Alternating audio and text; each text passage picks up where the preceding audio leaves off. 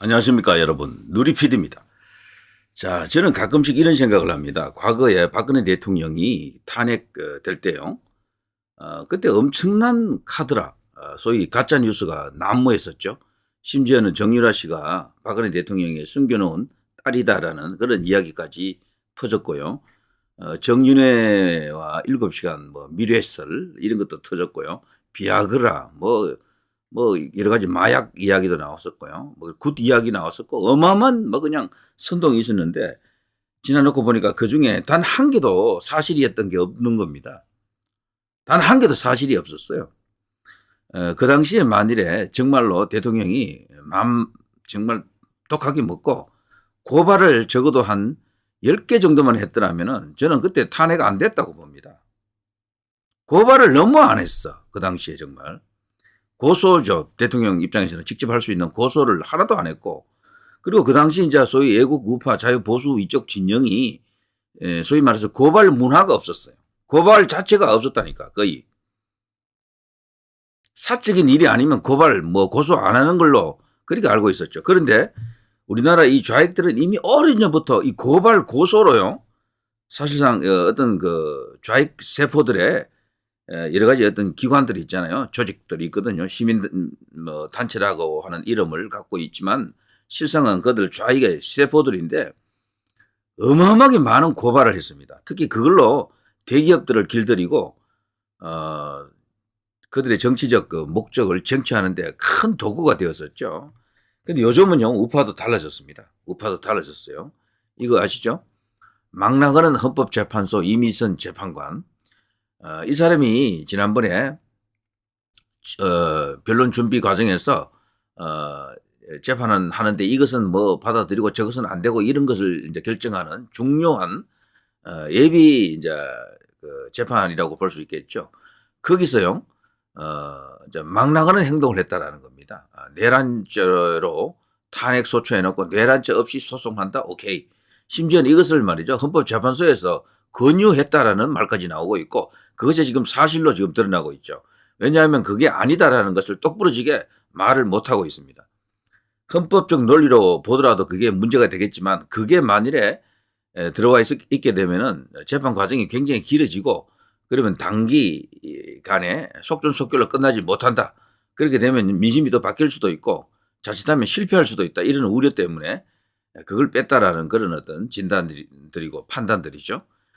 그래서 뭐 당연히 여기에 대해서 뜻 있는 애국 국민들이 이제 화를 낼 수밖에 없습니다. 초장부터 장난질이냐?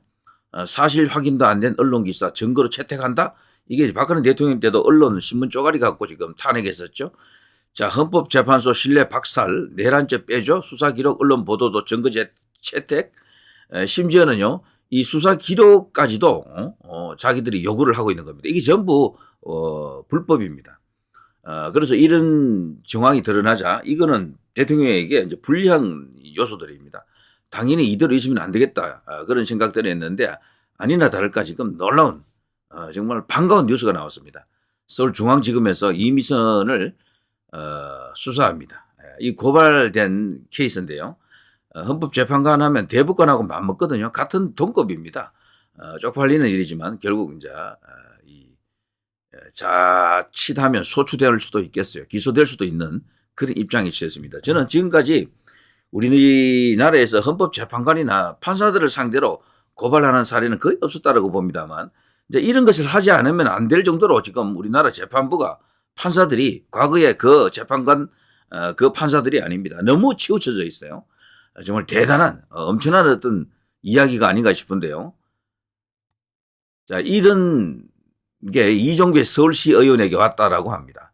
형사사법 정보시스템 업무 알림 귀하께서 고발한 사건은 김대현 검사실에 배당되었습니다. 자, 이런 식으로 대검 그 형사사법 정보시스템에서 이걸 보내왔습니다.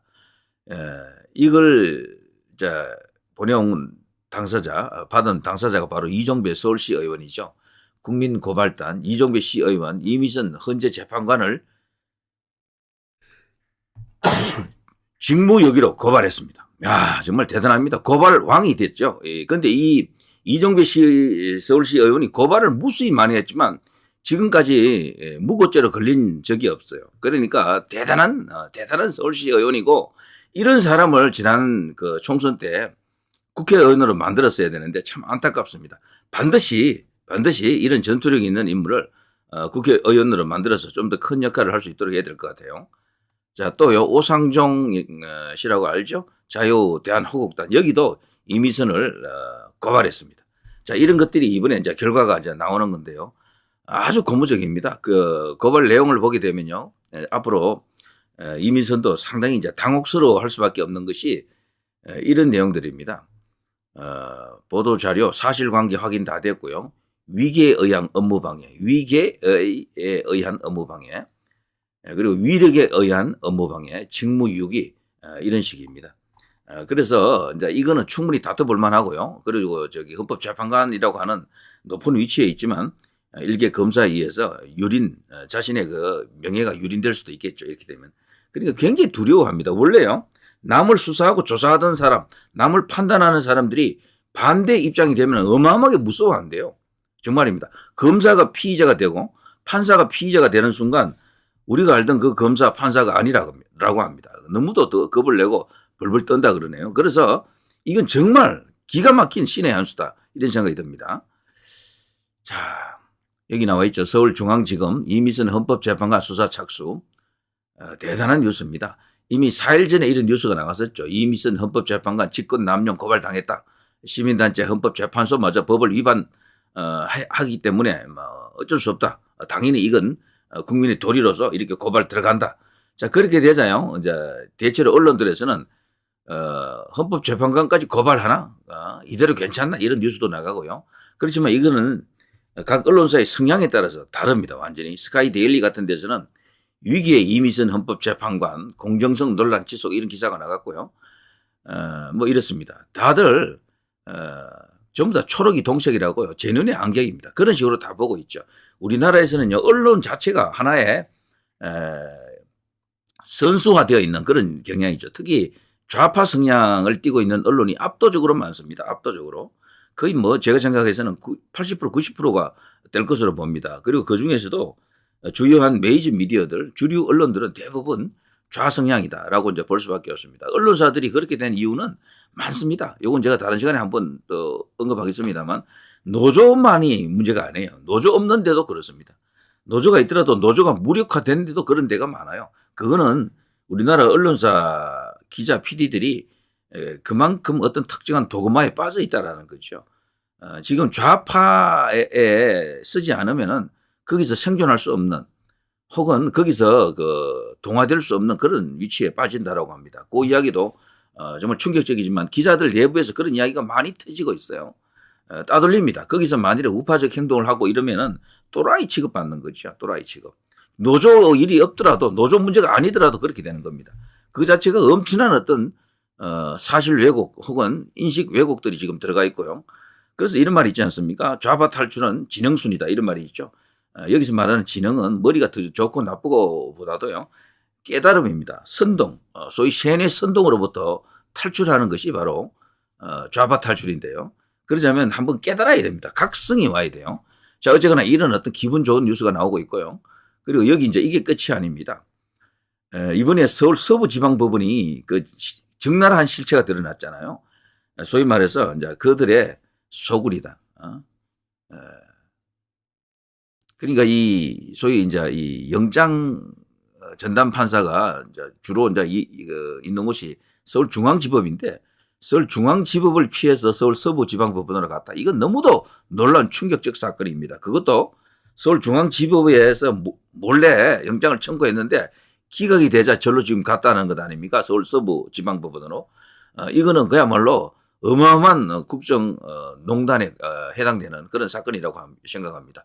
뭐 꼭 국정이라기보다는 국가적 뭐 대사건에 해당된다 이렇게 봅니다. 우리 사법 체계를 뒤흔드는 일대 사건이다.